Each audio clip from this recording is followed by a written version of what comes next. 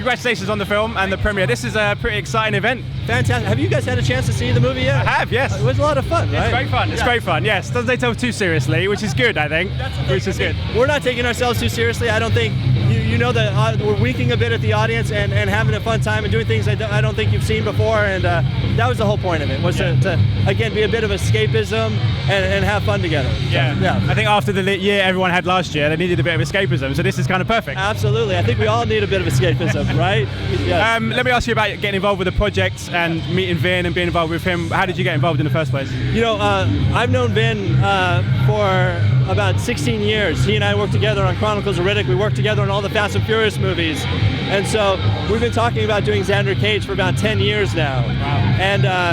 And I think one of the differences with Xander Cage that's unlike any other character is Xander is perpetually smiling and he's having fun. And it's really kind of the gestalt of the movie. And so one of the things that was really important for Vin was that the franchise needed to grow from kind of being a United States, franchise to a global one. And that was getting, Deepika Padukone, biggest actor or actress out of India, just stunning and lovely and beautiful and effervescent.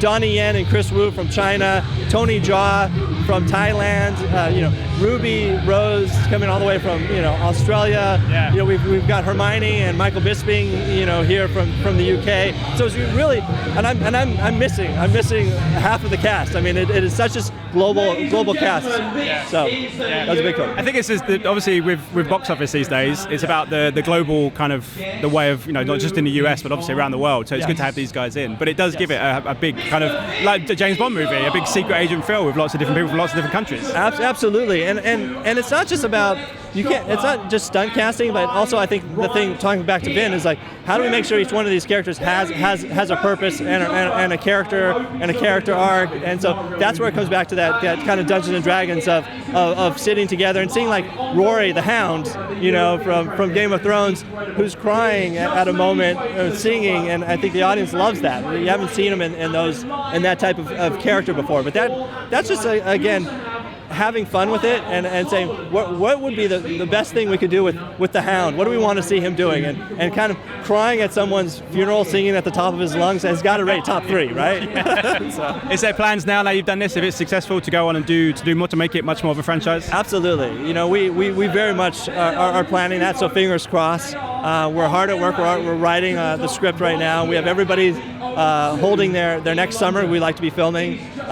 But the idea of kind of XXx versus the world in the next installment. Yeah. Might be some different people to take on with a new president and all this other stuff going on in the world. Absolutely. We're just reading the headlines of the news, so it helps us out. Yes. Absolutely. Yeah. Listen, congratulations on the film. Thank you so much for your time. It was a pleasure. Thank you. Cheers. Ladies and gentlemen, you're watching Hey You Guys.